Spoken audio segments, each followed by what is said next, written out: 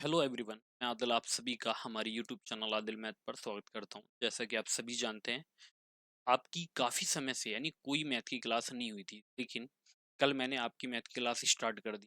कुछ प्रॉब्लम्स थी जिनकी वजह से आपकी मैं क्लास नहीं ले पा रहा था, कुछ टाइम की भी। लेकिन अब जो आपकी क्लास है वो कंटिन्यू होगी। ये आने वाले समय में जितने भी आपकी सीजीएल, एमटीएस, रेलवे सभी के लिए मैं यहाँ पर क्लासेस आपको प्रोवाइड कराऊंगा। तो आप ये है कि जो भी आप किसी भी एग्जाम की अगर तैयारी कर रहे हैं, तो जो क्वेश्चंस मैं आपको करा रहा हूँ उन सभी की आपको प्रैक्टिस करते रहना। बाकी ये है कि जिन बच्चों का बेसिक कमजोर है तो उनके लिए मैं स्पेशली मैराथन क्लास भी स्टार्ट करूंगा।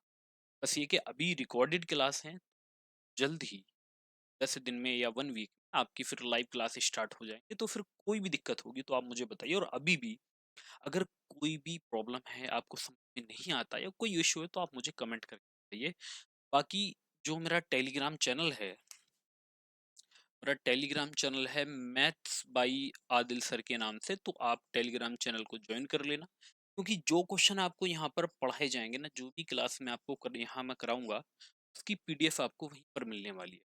तो इसको आप ज्वाइन कर लेना। मैथ्स बाई आदिल सर के नाम से हमारा टेलीग्राम चैनल है, ठीक है। सभी बच्चे आप इसको क्या कर लोगे, ज्वाइन कर लो। इसके बाद अगर आपको वीडियो अच्छी लगती है और आप मुझे अगर सपोर्ट करना चाहते हैं, तो आप जितना हो सकता है वीडियो को लाइक करिए, शेयर करिए और कमेंट करें।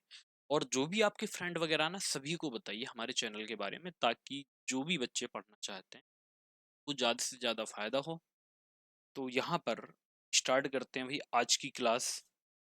क्वेश्चंस हमारे लिए बहुत ज़्यादा इंपॉर्टेंट है, बाकी चैनल को आप ना सभी ज्वाइन कर लेना। सबसे पहले पहला क्वेश्चन देखते हैं कि आखिर आपको दिया क्या है।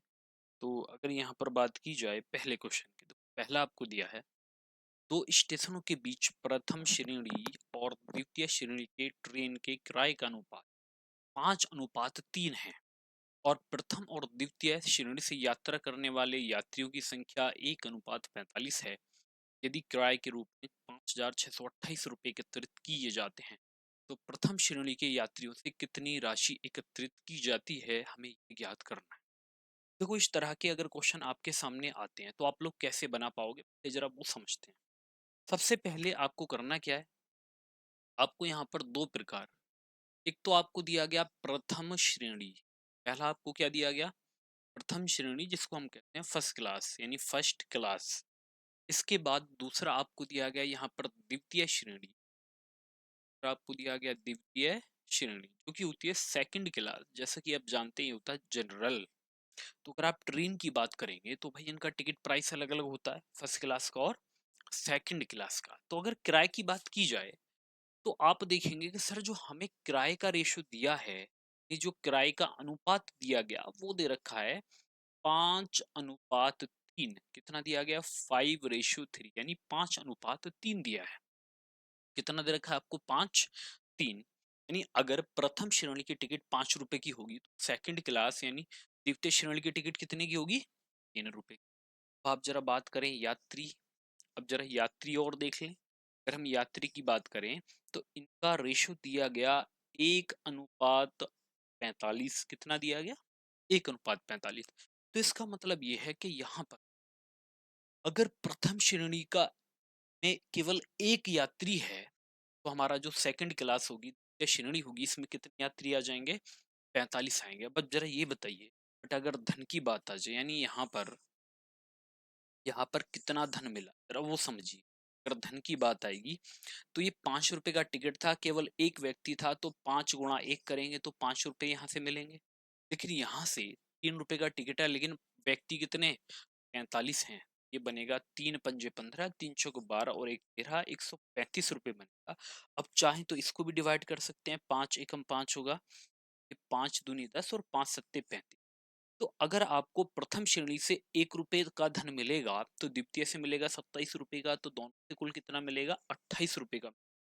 यहाँ पर अगर आपका कुल धन 28 रुपए होता, प्रथम श्रेणी से कितना होगा, 1 रुपया होगा। यानी अगर यहाँ पर कुल धन 28 रुपए, तो प्रथम श्रेणी से आपको कितना मिलेगा, 1। लेकिन आपको ये 28 नहीं दिया, बल्कि आपको दिया गया 5628। आपको दिया कितना दिया गया, 5628, यानी 5,628 रुपये टोटल रेवेन्यू गया। फिर आप 28 से डिवाइड करिए, 28 दूनी 56, ना जाने की 0, 28 से कम 28, तो कितनी बार ये कटेगा? 201 बार। इन दोनों में से किसी का भी मान पूछ लिया जाए, आपको केवल क्या करना था, आपको दो बताई, तो आपका जो फाइनली आंसर आएगा वो 200।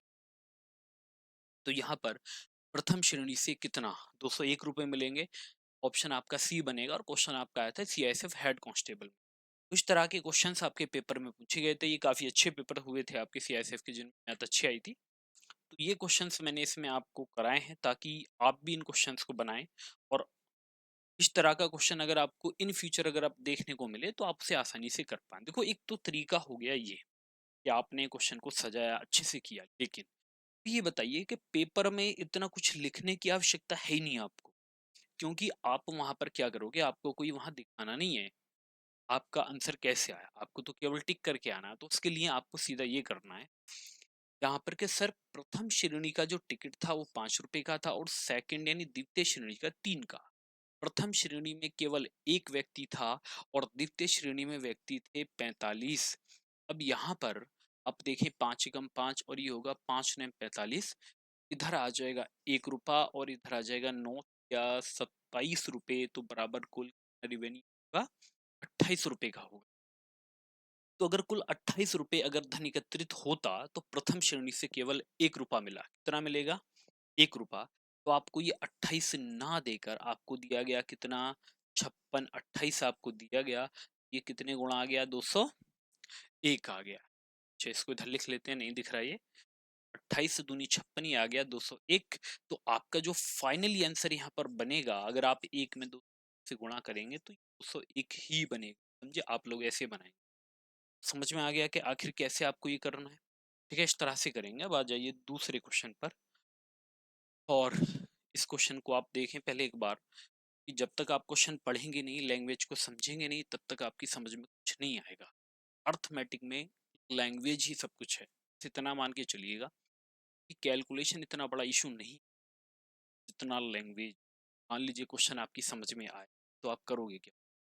ठीक है, केवल गुणा भाग जोड़ घटाने करने से आंसर नहीं आता, बल्कि क्वेश्चन को समझना पड़ता है, उसके बाद आंसर आता है। जैसे इस क्वेश्चन को आप देखिए, 66,550 रुपए की राशि ऋण पर ली जाती है। इसका भुगतान 2 समान किश्तों में किया जाना है। यानी कितने में कर रहे हैं? 2। यदि ब्याज की दर 20% वार्षिक रूप से संयोजित है तो प्रत्येक किश्त का मूल्य ज्ञात करिए। तो कभी भी अगर किश्त वाला क्वेश्चन आ जाए तो पहला काम आपको क्या करना है वो समझ। देखो, अगर किश्त वाला क्वेश्चन आएगा तो सबसे पहला काम, तो जो भी आपको दर दी जाएगी आप इसको फ्रैक्शन में कन्वर्ट करिए। तो 20% बराबर होता है 1/5। यहाँ पर जो 20% होगा वो किसके बराबर होगा? 1/5 के बराबर होगा। यानी परसेंट होता है 1/5।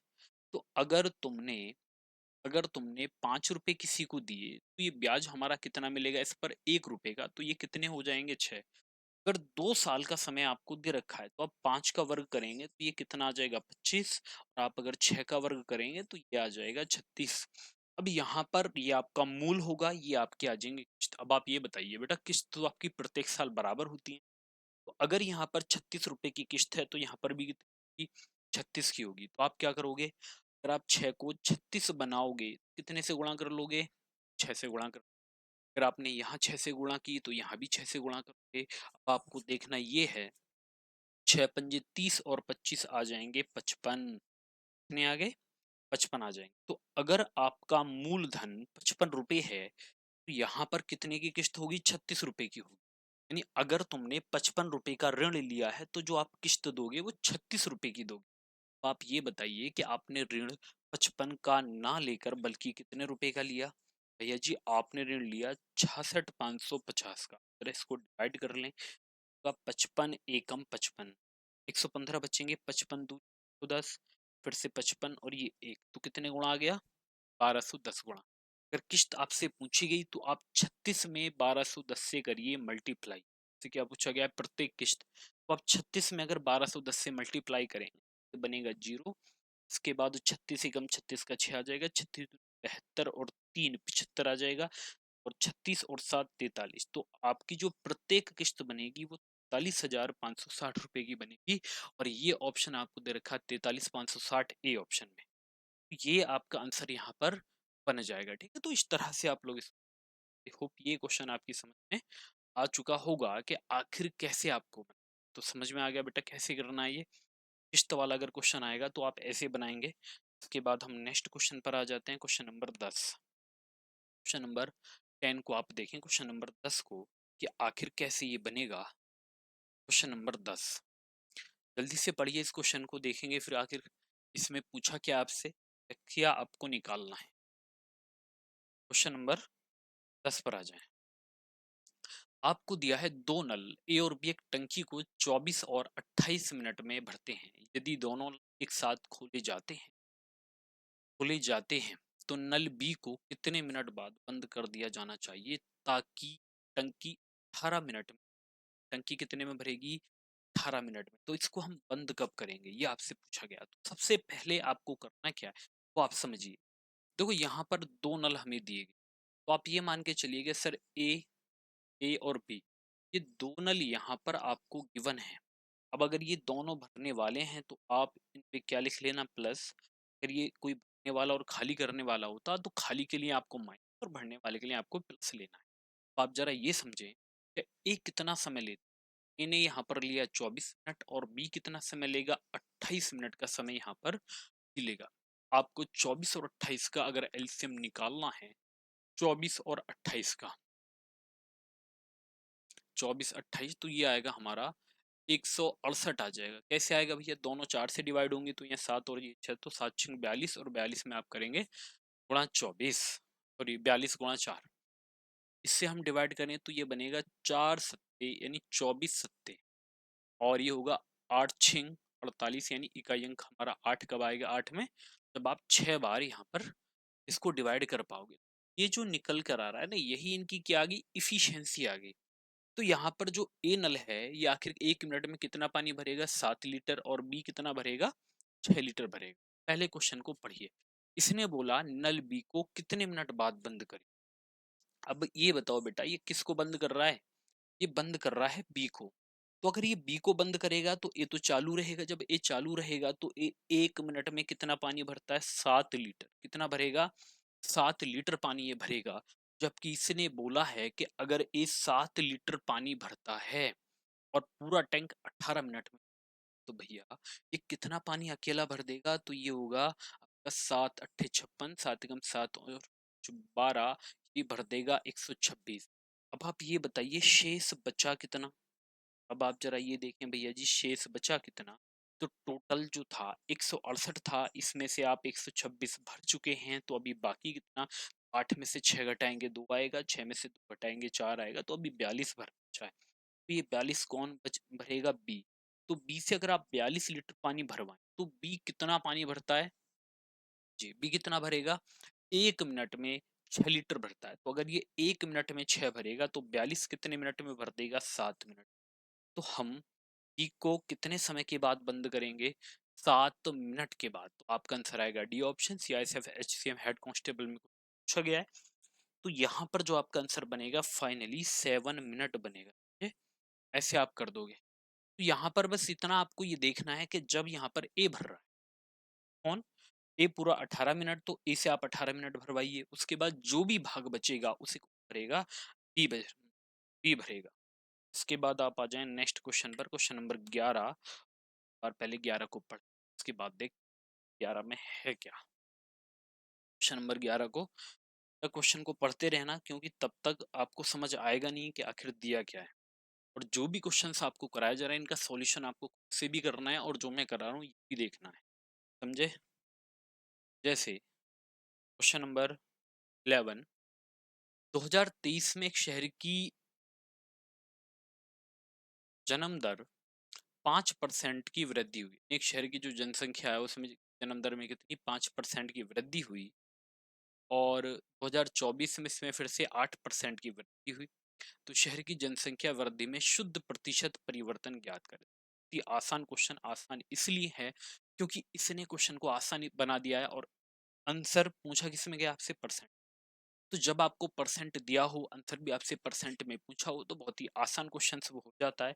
कैसे होगा देखो, जब लगातार आपको चेंज दिया जाता तो इसके लिए हमारा फॉर्मूला भी था एक, हमारे पास ये वाला फॉर्मूला था ए प्लस और ब्रैकेट में था बेटा ए बी बटा 100। और ये सारी की सारी जो संख्याएं आपको देखने को मिलती हैं ये किस में होती हैं, परसेंट में। अब यहाँ पर ए क्या है, यानी जो पहली संख्या आपने देखी 5% की वृद्धि, तो यहाँ पर अगर हम ए की बात करें तो ए हमारा कितना होगा, 5%। इसके बाद अगर आप बी की बात करें तो भैया जी बी कितना होगा, तो बेटा ये होगा 8%। फॉर्मूले में रख दें तो क्या आ जाएगा, 5 + 8 और प्लस होगा 5 × 8/100। 5 × 8/100 आएगा, तो 8×5 आ जाएगा 13 और प्लस 8×5 40, 100 से भाग देंगे 0.4। तो फाइनली आपको देखने को मिलेगा 13.4%। कितना मिलेगा, 13.4% मिलेगा। पहला तरीका आपको ये इसमें लगाना था, समझे, पहला वाला तरीका आप ये लगाएंगे जो कि बहुत ही गजब का मेथड है। अब सीधा फॉर्मूला लगाइए, आपका आंसर आ गया। लेकिन अब हुआ क्या, आपकी इच्छा नहीं मान रही कि नहीं सर मैं फॉर्मूले से करूंगा ही नहीं, तो किससे करोगे, मुझे तो रेशो मेथड से करना है। तो जरा वो भी समझ लो कि अगर बात रेशो मेथड पर आ जाए, आपको जो दे रखा है ना ये 5%, कितना, 5% की भिन्न क्या होती है, तो आप कहेंगे सर 1/20 होती है, 1/20 कितना होगी, 1/20। चलो भैया जी, अब ये भी बता दो आप जरा 8% की क्या होती है, तो ये 2/25 होती है, कितना होगी, 2/25। तो यहाँ पर हम लिख लेंगे ओ और आप लिख लें न्यू। अगर यहाँ पर ये 20 जनसंख्या थी तो यहाँ पर वृद्धि 1 की होगी, तो 20 में 1 ऐड करेंगे तो ये 21 बनेगा। यहाँ पर अगर ये 25 था, इसमें कितने की वृद्धि, 2 की, तो ये कितना बना, 25 और 2 27 आ जाएगा। अब आप ये देखो कि इनमें कुछ डिवाइड है, इधर साइड और इधर में कुछ भी डिवाइड नहीं, तो सीधा आप क्या कर लें, इनके गुणा कर, तो 25 दूनी 50 कितना आ गया, 25 दूनी 50 आ गया। 27 एकम 27 का 7 हासिल 2 आएगा, 27 दूनी 54 और 2 आ गया 56। तो यहाँ पर जो वृद्धि आपको देखने को मिली 67 की मिली, किस पर मिली, 500 यानी 500 पर। परसेंट अगर आप निकालेंगे तो गुणा 100 का, तो दो ये बनेगा, 5 से 5 एकम 5, 5 तिया 15 और 5 चौक 20, तब भी आपका आंसर कितना आएगा, 13.4% ही आएगा। तो आप चाहे तो ऐसे बना लो, चाहे आप बाई फॉर्मूला बना लो, आपका जो आंसर बनेगा वो सेम ही बनेगा, सेम आएगा। आप कोई मेथड इसमें अप्लाई करिए, तो मेथड्स मैटर नहीं करता, बस आपको सीखना है कि आखिर कैसे ये क्वेश्चंस हमारे हो पाए। जैसे इसको देखें, क्वेश्चन नंबर 12। देखो इस तरह के क्वेश्चन ना बच्चे स्किप कर देते हैं, उन्हें ये लगता है कि पेपर में आएगा ही नहीं, लेकिन बेटा पेपर में आते हैं। ये लेखपाल के पेपर में पूछा गया, जिसमें आप उम्मीद भी नहीं कर सकते कि इस तरह के क्वेश्चन पूछे जा सकते। तो ये क्वेश्चन है आपका फैक्टर से रिलेटेड, यानी ये क्वेश्चन आपको किसका दिया गया, फैक्टर का दिया गया। फैक्टर वाले क्वेश्चंस होते कैसे हैं जरा उसको समझते हैं। तो अगर बात करें हम फैक्टर की, तो इसने बोला 2240 के गुणनखंड का योग, पहला काम आपको दिया गया 2240, कितना दिया गया, 2240 दिया गया, आपको इसके फैक्टर निकालने हैं। तो इसका एक तो काम ये है कि सर इसको ऐसे लिख लेते हैं, तो 24 और गुणा लिख लेते हैं 10, लिख लेंगे। इसको आप देखो 4 से हमारा डिवाइड हो रहा है, तो आप लिखेंगे 4 गुणा 4×5 20 और 4×6 = 24। इसको आपने लिखा 2 × 5, और ये 4 था, इसको हमने 2 की पावर 2 कर लिया, 56 को 8 सत्ते यानी 2 की पावर 3 × 7 हमने लिखा, फिर यहाँ पर हमने 2 × 5 लिखा। तो हमें ये पता लगा कि सर यहाँ पर जो 2 आ रहा है वो कुल 6 बार आ रहा था, उसके बाद ये 5 आ रहा है, फिर यहाँ पर कितना, 7 दिया है, यानी ये हमें दे रखा है। तो अगर आपने इतना कर लिया है, ठीक है, इतना अगर आप कर चुके हैं, ये आप फैक्टर, एक तो ये कि आपने ऐसे बना लिया, ठीक है। अब दूसरा क्या है कि सर नहीं हम तो नहीं बना पाएंगे ऐसे, तो बेटा क्या करोगे, तो समझिए, तो आप 2240 को ना पहले आप 2 से डिवाइड कर लो। 2 से अगर आप डिवाइड करोगे तो ये बनेगा 1120, आप 2 से डिवाइड करो, ठीक है, 12, फिर आप 2 से डिवाइड करो, 2 4 2 28 16, फिर आप इसको 2 से डिवाइड करो 40 बार, फिर आप इसको 2 से डिवाइड करो 70 बार, फिर आप इसको 2 से डिवाइड करो 35 बार, फिर आप इसको 2 से डिवाइड करो 7 बार, और आप इसको 7 से डिवाइड करो 1 बार।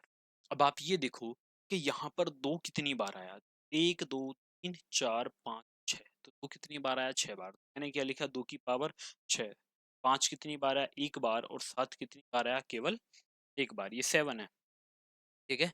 तो ये बेटा 7 आएगा। अब जरा समझिए, आपको यहाँ पर दिया गया 2240। अब इसके अगर हम फैक्टर की बात करें तो इसके फैक्टर आएंगे 2 की पावर 6 गुणा 5 गुणा 7। ये इसके फैक्टर यहाँ पर निकल कर आगे। पहला काम तो आप ये करें, देखो बेसिक तरीका मैं आपको पहले समझा दूं। ये 2 की पावर अगर 6 है तो अगर इस आपको आप ओपन करके लिखोगे तो आप लिखोगे पावर 0, पावर 1, 2 की पावर 2, उसके बाद 2 की पावर 3, की पावर 4, की पावर 5 और 2 की पावर 6। ये आपको लिखना पड़ेगा पहला। और आप इसमें गुणा करोगे बेटा किससे करोगे? 5 की पावर 0 प्लस 5 की पावर 1 से, यानी आपको 0 से स्टार्ट करना है। फिर आगे क्या लोगे आप? 7 की पावर 0 प्लस 7 की पावर 1 लोगे, यानी ये करोगे आप। आप ये बताइए 2 की पावर 0 जो होता है ये 1 होता है, 2 की पावर 1 2 होता है, 2 की पावर 2 4 होता है, 2 की पावर 3 8 होता है, 2 की पावर 4 16 होता है, 5 32 होता है और 6 हमारा 64। तो अगर आप इसको जोड़ोगे तो यहाँ पर अगर आप इन सभी को ऐड करते हैं तो 64 और 32 कितना आ जाएगा? 96। 64 और 32 96 आएगा। 96 में अगर आप 16 और ऐड करते हैं ये बनेगा 112। 112 में 8 जोड़ेंगे इससे आएगा 104 जोड़ेंगे हम 124 आएगा। 124 में 2 जोड़ेंगे 126 और एक 124। तो ये जो पूरा निकल कर आएगा ना ये, तो बेटा ये आएगा आपका 127। ये कितना आ गया?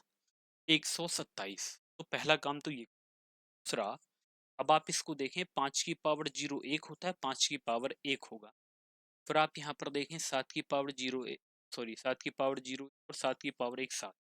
ये कितना बनेगा? 5 और 1 6 बनेगा और ये 7 और 1 8 बनेगा। आपको यहाँ पर गुणा करनी होगी 6 गुणा 8। ये काम आप। अब इकाई अंक की अगर बात की जाए तो यहाँ पर होगा 8 6 48, 8 8 7 56। तो आपका इकाई अंक आ गया 6। और इकाई अंक 6 आपको दे रखा है केवल एक ही ऑप्शन में, सी। कितना दिया गया? 6096। कितना दिया है? 6096। ये आपका आंसर आएगा। तो एक तो तरीका ये है कि आपने इसको इस तरह से बनाया, समझे? मैं जरा ये वाला मिटा देता हूँ फिर थोड़ा सा आपको इसका शॉर्ट भी आपको बता देता हूँ, ठीक है? एक तो तरीका ये है कि आप लोगों ने क्या किया, इस तरह से इसको बना डाला। अब दूसरा आप इसमें क्या कर सकते हो, कि आपको समझना बहुत ही ज़्यादा ज़रूरी है। जब तक आप ये नहीं समझोगे तब तक आप इसको जल्दी से नहीं कर पाओगे। मैंने ये वाला मेथड आपको बताया कि आप इसको इस तरह से बनाइए। यानी आपको क्या करना है? इस तरह से बना लेना है। ज़रा वही देखिए। तो जब आपको ये इस तरह से दिया गया या हमने इसे ओपन करके किया तो आप क्या करेंगे? डायरेक्ट इस पर जाएं। तो आपको करना है यहाँ पर 2। अब ये जो बनेगा 2 की पावर 6 था तो आपको एक पावर प्लस करनी है। कितना करोगे आप? 7 और माइनस करोगे 1। तो यहाँ पर करोगे आप 2 माइनस 1। इसके बाद गुणा करिए। जब आप गुणा करोगे तो 5। तो 5 की पावर 1 है तो आपको पावर यहाँ पर 2 लेनी है, -1 करेंगे और बटे में आ जाएगा 5 - 1। इसके बाद फिर से गुणा करेंगे। अगर ये 7 है तो आप लेंगे 7 की पावर 1 है तो 2 लेंगे और बटे में लेंगे आप 7 - 1। इस तरह से आप करेंगे। अब होगा क्या? जैसे 2 की पावर 7, अब 2 की पावर 7 तो 128 में से एक घटाएंगे तो ये आ जाएगा 127 127 से गुणा करिए। 5 की पावर 2 25 में से एक घटाएंगे तो 24 और 4 से भाग देंगे, ये हमारा 6 आ जाएगा। 7 का वर्ग यहाँ पर क्या बनेगा? 49। 49 में से एक घटाएंगे तो 48। 48 को 6 से भाग देंगे, 7 में से क्या तो ये आ जाएगा 8। तो तब भी तो यही मिलेगा आपको, समझे? तब भी आपको यही मिलने वाला। आपको बस इतना समझना है कि आप इस तरीके से कर पा रही हो नहीं या फिर आप ऐसे। तो ये हमारा बेसिक मेथड है, ये आपका डायरेक्ट मेथड है। तो इस तरह से भी हो जाएगा अगर आप चाहें तो। बस ये है कि आपको ये पहले समझना पड़ेगा कि आखिर पूछना क्या चाह रहा है और आप इसको कैसे बता पाओगे। इसके बाद क्वेश्चन नंबर 13 पर आप आ जाएं। बहुत ही अच्छा क्वेश्चन था ये। ने किया है ये आपका फैक्टर वाला। किसी दिन आपकी फैक्टर की क्लास होगी तो उसमें आपको ये सारे बताए जाएंगे कि आखिर ये ऐसा होता क्यों। कि अभी थोड़ा सा मैंने आपको इसमें हिंट दिया है, समझा दिया है कि आप अगर फैक्टर की बात आ जाए, गुणनखंड कैसे बनाएंगे वो आपने देख लिया। अब देखिएगा इसे। एक निश्चित धनराशि चक्रवृद्धि ब्याज पर 2 वर्ष में 3 वर्ष में क्रम से 12,260 और 12,873 रुपये हो जाती है। तो ब्याज की दर ज्ञात। कभी भी अगर आपको समय में अंतर 1 वर्ष का दिया और चक्रवृद्धि ब्याज है, तो ये बहुत ही सिंपल होता है। बस आप ये देखें कि आपको जो दिया है ये 2 वर्ष का दिया है, और 2 वर्ष का कितना दिया है, 12,260 रुपये दिया है। कितना दिया गया, 12,260 रुपये आपको दिया गया। अब आप जरा ये बताइए बेटा, 3 साल में कितना दिया गया, और 3 साल में आपको दिया गया 12,873 रुपये। कितना, 12,873 रुपये आपको दिया गया। तो यहाँ पर आप देखेंगे कि अगर 2 साल में ये राशि इतनी थी तो 3 में इतनी हो जाती। लेकिन आपको ये पता होगा कि जो चक्रवृद्धि ब्याज होता है वो हर साल मूलधन की तरह काम करता है।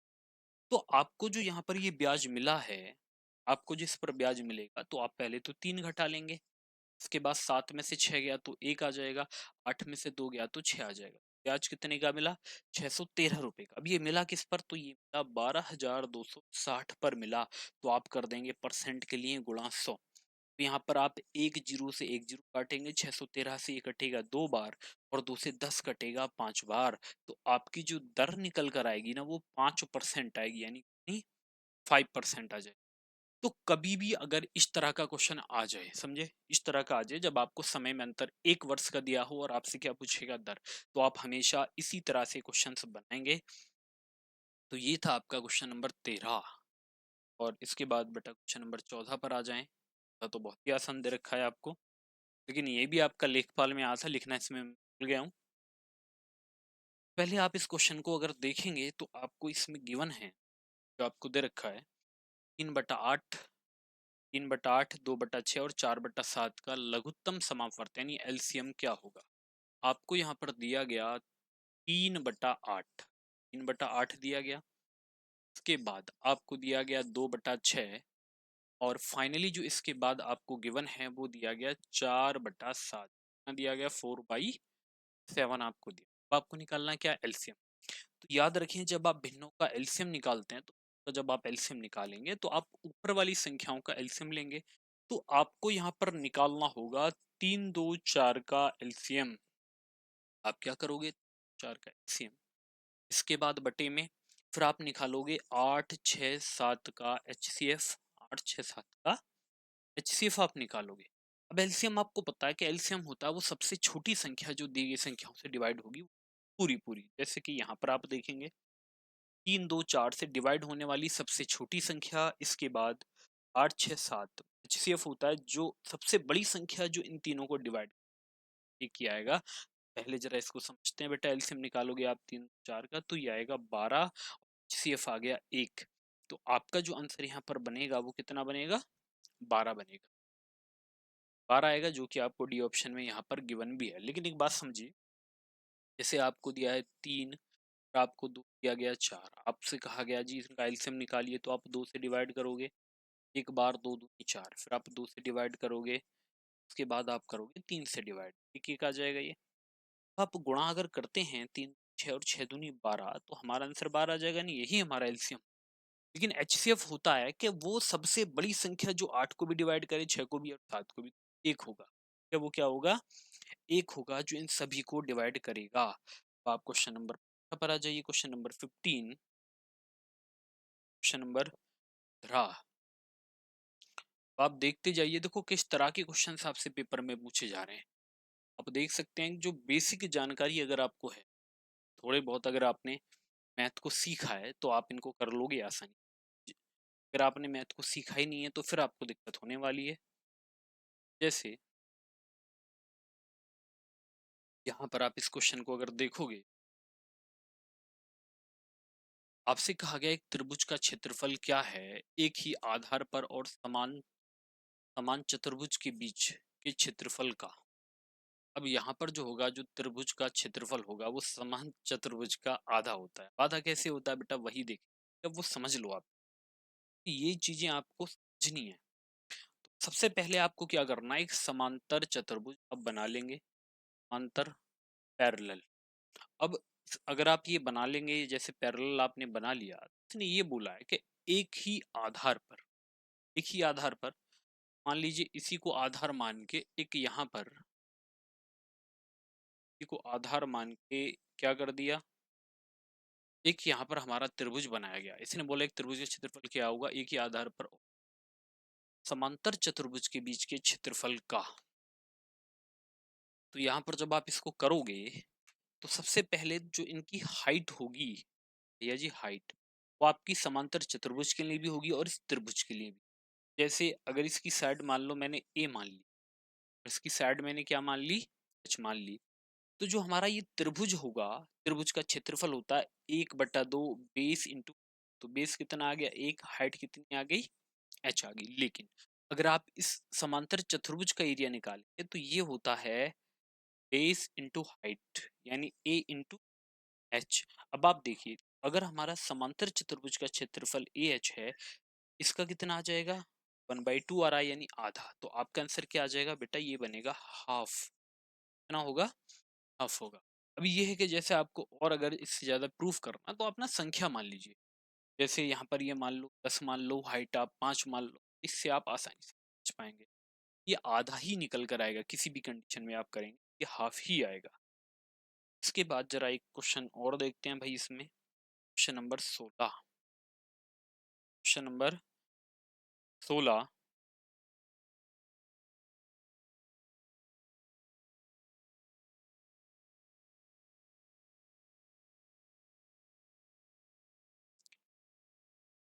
Third year, find the interest for. चलो क्वेश्चन नंबर 16 को पहले आप देखिए कि 16 में आखिर है क्या। काफी अच्छा क्वेश्चन दिया है, इस तरह के क्वेश्चन मैं क्लास में कराता हूँ ऑफलाइन। ऑनलाइन का पता नहीं मैंने आपको कराया या नहीं, लेकिन हाँ ऑफलाइन में मैंने इस तरह के क्वेश्चन कराए हैं और मैं हमेशा कराता हूँ। आपको दिया है, और ये क्वेश्चन आपका सीएसएफ हेड कांस्टेबल में आपको दिया है कि मुकेश ने कंपनी में 1 लाख रुपए का निवेश किया, उसने सालाना 7% प्रति वर्ष ब्याज की दर ब्याज का भुगतान, तो तीसरे वर्ष के लिए ब्याज ज्ञात करिए। जब इस तरह का क्वेश्चन आ जाए, इसके लिए फिर एक ही तरीका होता है आपका, ट्री मेथड। तो आप क्या कर लोगे, सबसे पहला काम तो आप यहाँ पर लिखिए 1 लाख रुपए, 1 लाख रुपए। इसके बाद अगर आपको 3 साल का टाइम यहाँ पर गिवन है तो आप क्या कर लेंगे, 3 एरो बना लेंगे। अगर 4 साल का टाइम है तो 4, वैसे 4 पे जाना नहीं है, जैसे 2 साल का टाइम है तो 2 बनाएंगे, 3 में 3 बनाएंगे। अब आपको दर क्या दे रखी है, तो आप कहेंगे सर दर हमारी है 7%, यहाँ पर दर कितनी है 7%, यहाँ पर भी दर कितनी होगी 7। तो अगर आप 1 लाख का 7% निकालोगे तो ये परसेंट से 2 जीरो कटेंगे, तो ये कितना आएगा, तो आप कहेंगे सर ये आ गया 7,000। कितना आएगा बेटा, ये भी आ गया 7,000। इसके बाद ये भी कितना आएगा, तो ये भी आएगा 7,000। अब आपसे कहा जाए कि अगर तुमने 1 लाख रुपए किसी को ब्याज पर दिए तो तुम्हें पहले साल में ब्याज मिलेगा कितना, 1,000 रुपए का। जब आप दूसरे साल में जाओगे तो आपको इस पर तो ब्याज मिले 7,000 का मिलेगा, दूसरे साल में आपको इस पर 7,000 तो मिलेगा, बल्कि आपको 7,000 का भी 7% मिलेगा, तो ये होगा 7 7 50, कितना आ जाएगा 490। यहाँ पर आपके 2 साल कंप्लीट हो जाएंगे। जब आप 2 साल के बाद तीसरे साल में जाओगे तो आपको इस पर तो ब्याज मिलेगा, बल्कि आपको पिछले 2 सालों में अभी तक जितना ब्याज मिला है ना, उस पर आपको फिर जैसे आप क्या करेंगे, आपको इस पर भी ब्याज मिलेगा, कितना मिलेगा 490 का। आपको इस पर फिर से ब्याज मिलेगा, कितना मिलेगा 490 का। आपको इस पर भी ब्याज मिलेगा, कितना 7%, इतना होगा। तो आप कहेंगे सर ये बनेगा 7 9 63, 7 चौक 28 और 6 34, आपका आ जाएगा पर तो 34.3 रुपए। अब इसने कहा तीसरे वर्ष का, बेटा इसने 3 वर्ष का नहीं पूछा, बल्कि इसने बोला तीसरे वर्ष का। ये क्या बोल रहा है, तीसरे वर्ष का। तो जब बात केवल तीसरे वर्ष की आएगी तो आपको केवल थर्ड ईयर यानी तीसरा वर्ष ही लेना है। तो इसका योग करिए, ये आपको दे रखा है 7,000, इसके बाद 49 दूनी 98 यानी 9 ही आ जाएंगे, और इसमें आप और ऐड करिए 34.3, ये आएगा 0.3, यहाँ पर 4 आएगा, 8 और 3 और 1 10, 7 और 1 8, तो 14.3 रुपये आपका आंसर आएगा, जो कि डी ऑप्शन आपको दिया गया है। तो कितना आ गया, 8,014.3 आएगा। इस तरह से आप लोग बहुत ही अच्छे क्वेश्चंस सीआईएसएफ में पूछे गए थे, और ये क्वेश्चंस भी एक बेटर क्वेश्चन था, क्योंकि ऐसा ये क्वेश्चन है नहीं कि आप अगर ये सोचो कि नहीं बहुत ही आसानी से, ऐसा बिल्कुल टाइम टेकिंग क्वेश्चन था, आप टाइम लगेगा। ओके, और भी अगर मेथड आप अप्लाई करोगे तो इस आपकी जो कैलकुलेशन है वो ज़्यादा से ज़्यादा स्ट्रॉन्ग तब आप कर। अभी आज हम अपनी क्लास को यहीं पर रोकते हैं, बाकी नेक्स्ट क्लास में देखेंगे और जो हमारी क्वेश्चंस हैं कि आखिर किस तरह के क्वेश्चंस एग्जामों में आजकल आ रहे हैं। फिर आपसे नेक्स्ट क्लास में। तभी अगर आपको अच्छी लगी हो तो लाइक और शेयर कर दें और कमेंट जरूर करना।